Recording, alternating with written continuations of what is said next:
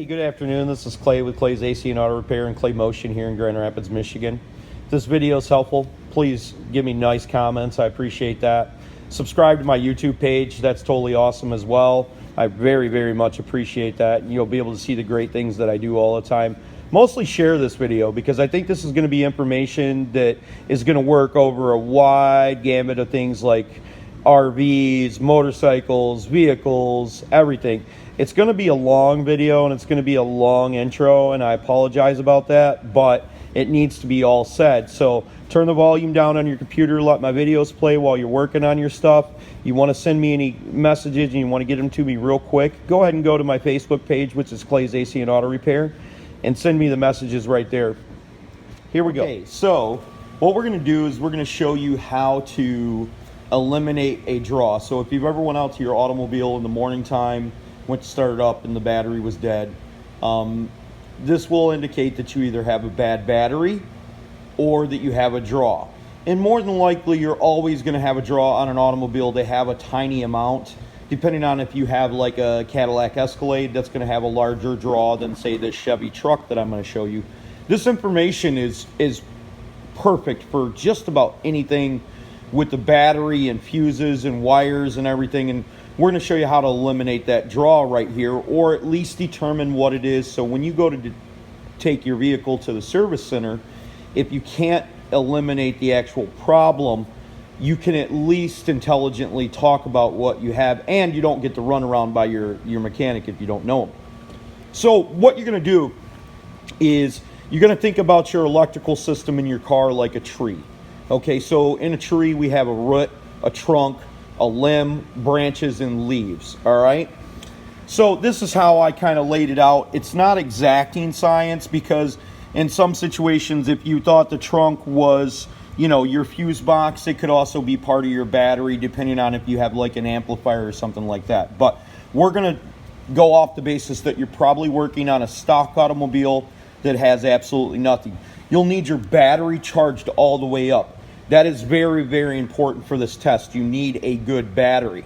So you need to eliminate that problem first by taking it to the service center and having it checked. They may tell you that it's a good battery, but it could actually have a dead cell inside it if it's old and everything like that. So we're going to eliminate that as a problem for this illustration and go on to the actual diagnosis of it. And I'm sorry, it's going to take a long time to explain this to you. So your battery is the root. Your trunk is a fuse box. Branches are the large fuses, and branches always don't mean that they're the large fuses, but generally large fuses have multiple circuits on them. So you'll have a large 40 amp fuse that goes to 4 different 20 amp fuses, and them 20 amp fuses are going to be considered the limbs. And then attached to them is your leaves, like say your window switch or your blower motor or your radio. Them are going to be the leaves of the circuit. I hope this is visualizing in your brain that you start with your battery, which is going to be obviously your first source, and then you're going to go to your fuses, and then you're going to go to the large fuses. Them are going to be your branches, okay? And then these are going to be your limbs. Or it might have that confused, but this is my own analogy, so I guess I can say it however I want. So when you want to check it, what you're going to do is you're going to remove your positive battery cable. And in between that positive battery cable, you're going to set a test light. You can get these at any auto parts store, and it doesn't matter how good or how bad they are or how cheap they are. When you take the test light and you connect it to the positive side of your battery, it's going to have a really bright light, because that means you have 12 volts. But watch what happens when I connect this to the positive cable. So I basically, you'll see that I got a not quite as bright of light, all right, but still a light nonetheless. That means that this vehicle probably has a pretty significant draw. If your vehicle has like a under hood light switch like this, you're going to want to make sure you unplug it. Make sure everything is turned off. And if that was making a draw, which I don't think it is, because apparently it doesn't work, but If that was making a draw, that light would be brighter or get dimmer when you unplug it. So you're going to turn everything off inside your car and make sure all the doors are shut. Make sure you don't have a cell phone plugged in. Make sure you don't have anything on inside your car. Your dome lights aren't on or anything like that. Then, okay, so we got the test light set up.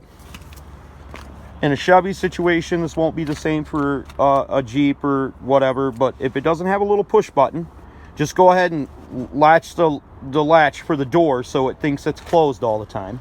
All right, and then that's going to tell the ECM that your door is closed, and it'll turn the dome lights on the car off. If it's a luxury vehicle like this one, then it's going to take a couple seconds. Now, it's good to have two people doing this, because you're going to start pulling the fuses that are on the inside of the car first. And the reason you're going to do that is most of the time when your draws are probably from the inside of a car. They're not going to generally be in your master stuff, or, you know, like your throttle positioning switch or something like that isn't going to go bad and create a draw. It's possible, but highly unlikely. So you're going to pull each individual fuse, take a picture before you do that so you can replace all the fuses easily and put them in the accurate, course, the spots. If you're doing that, pull one fuse, wait 2 to 3 seconds, wait for the light to either dim or for it to go out. Perfect is when it goes out completely. But like I said before, you're more than likely going to have a draw. That's why it's good to have somebody watch it, but I've got it set up in such a way that I could actually pull the fuses and watch as I pull the fuses and the light will dim. Now, keep pulling fuses until the light goes dimmer or goes off completely. Once it does that, you might have more than one draw, so you may want to keep pulling fuses till it totally goes off. Now, wait a couple seconds in between each one, like I said before. Now, once you've found the fuse or the circuit or the leaf in this situation that is drawing down your battery, what you're going to want to do is you're going to want to put the fuse back in, turn the light back on, and make sure that that is the circuit that is drawing it down. You might have a couple different draws. It's not a big deal. It's not uncommon. But start replacing all the fuses, and as you replace them, the light, if there's a draw on another circuit, the light will come on immediately. Once it does that, pull that fuse back out and start replacing the other fuses. Make sure that you're not having multiple draws and multiple problems on cars. Now, once you've installed all of the fuses that were not drawing your battery down, you want to go and get either your owner's manual, or look on your cover and figure out what circuit that is. Say it was the cigarette lighter circuit. Then you're going to go inside the vehicle and you're going to remove each individual cigarette lighter with the light on and the fuse in. You're going to replace the fuse on that cigarette lighter circuit, and then that's going to tell you when you plug in that cigarette lighter which one it is actually drawing it. So that's how you find a draw. I hope this video, I know it's kind of instructional. You should start working on it, and it will make a lot more sense when you're actually doing it. But I think my description is pretty good. It's probably not perfect. Hopefully I didn't leave anything out. I really tried to actually give as much accurate information as I possibly could.